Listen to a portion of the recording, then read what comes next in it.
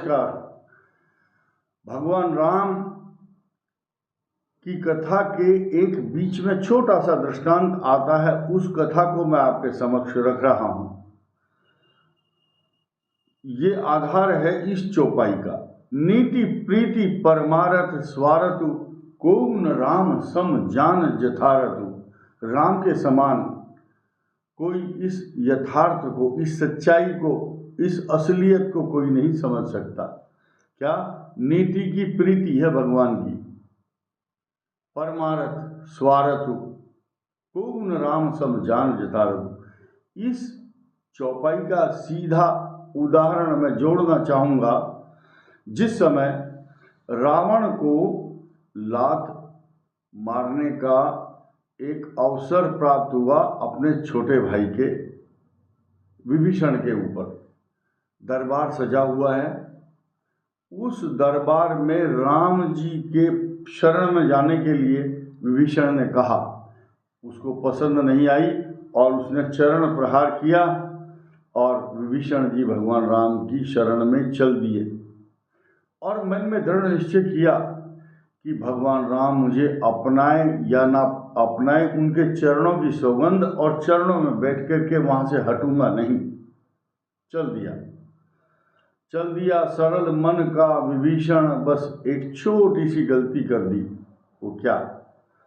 रामादल में पहुँचते हैं। पहुँचने के बाद वहाँ जो रामादल के एक बाहर रक्षक जो हैं, सुग्रीव सेनापति था, एक रक्षक ने पूछा, हाँ भाई कौन हो, कहाँ जा रहे हो? बोले भगवान राम की शरण में जाना है, उनके दर्शन करने हैं। कहाँ से आए हो? बस एक छोटी सी बात कह करके गलती की, आवा मिलन दसानन भ्राता, ये गलती कर दी। लेकिन राम जी की कृपा से, आदेश से जब हनुमान जी लंका में गए तो विभीषण को आमंत्रित किसने किया? हनुमान जी ने। तो एक चौपाई आती है, तब हनुमंत कहा सुनु भ्राता, देखी चहूँ जानकी माता। रास्ता बताने वाले विभीषण थे उस समय और उनकी कृपा से ही हनुमान जी को सब सहयोग मिला था। तो उन्होंने कहा था कि आप राम जी की शरण में आइए, वो सबको शरणागत को अपना लेते हैं। बस उसी बात को मन में धारण करके विभीषण आता है और मन में विचार करता है कि भगवान राम के चरणों में ही मैं शरण लूँगा, लेकिन गलती कर दी, आवा मिलन दसानन भ्राता, ये कह दिया। बस उसी समय सब चौकन्ने हो गए और ये समाचार सुग्रीव के पास गया। सुग्रीव सेनापति था, राम जी के पास जाकर के कहने लगा, प्रभु आवा मिलन दसानन भ्राता, रावण का भाई आया है, कुछ ना कुछ गड़बड़ है, तो आप आज्ञा दो, मैं उसको रस्सियों से बांध करके आपके समक्ष प्रस्तुत करूंगा। ये बात हनुमान जी चुपचाप देख रहे हैं और ये देख रहे हैं भगवान का निर्णय होता क्या है, क्योंकि आमंत्रित किया हुआ, बुलाया हुआ तो हनुमान जी ने बुलाया था उनको कि आप आना, मैं मिलवाऊंगा राम जी। जो शरण में ले लेते हैं, जो भी आता है उसको शरण में लेते हैं, कृपा करते हैं सबके ऊपर। ये भी कहा था, प्रात लई जो नाम हमारा, तही दिन ताही न मिले हरा। हमारे जैसों पर कृपा की है हनुमान जी कहते हैं, तो आपके ऊपर भी करेंगे। खैर, विभीषण आ जाते हैं। आ करके सुग्रीव ने जब प्रस्ताव रखा कि रस्सियों के बंधन से बांधकर आपके समक्ष प्रस्तुत करता हूं, राम जी ने कहा, सुग्रीव जी आपके रस्सी के बांधे हुए बंधन कभी भी खुल सकते हैं, लेकिन मैं विभीषण को नीति की प्रीति में ऐसा बांधूंगा कि जन्म जन्मांतरों तक उस बंधन, उस रस्सी, ऐसी रस्सी है, नीति की प्रीति में बांधूंगा जो कभी जन्म जन्मांतरों तक वो बंधन नहीं खुल पाएंगे। ठीक इसी प्रकार जब विभीषण आए हैं तो लंकेश, आओ लंकेश कह करके स्वागत किया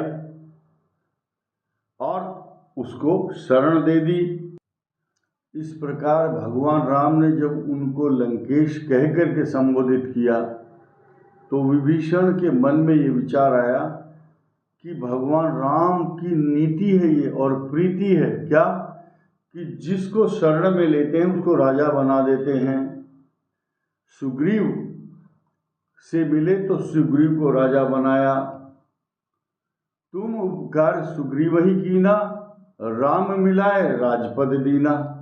ये किसके लिए है? हनुमान जी ने किया ऐसा काम। तो हनुमान जी का सिद्धांत है जिससे भगवान राम को मिलाया तो उसको राजा बनाया, विभीषण को लंकेश बना दिया। तो जो भगवान की शरण में जाता है, नीति की प्रीति के बंधन में भगवान उसको बांध देते हैं।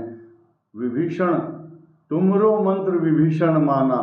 हनुमान जी की कृपा इतनी बड़ी है कि विभीषण ने भगवान की शरण में लाने के लिए हनुमान जी ने खास तौर से क्या काम किया, विभीषण को और सुग्रीव को लंकेश और वो राजा बना दिया सुग्रीव को। तो भगवान की कृपा और हनुमान जी की असीम कृपा से जब मनुष्य सुंदरकांड हनुमान चालीसा का पाठ करता है तो सरल भाव से भगवान अपनी नीति की प्रीति में बांध करके उसको समस्त सुख समृद्धि वैभव सब कुछ प्रदान करते हैं। आवश्यकता है छोटी सी मन में भक्ति को अंकुरित करना और प्रेम के भाव प्रस्फुटित जब हो जाते हैं तो भगवान की कृपा स्वयं ही आने लगती है, इसमें कोई संदेह नहीं है। धन्यवाद, नमस्कार।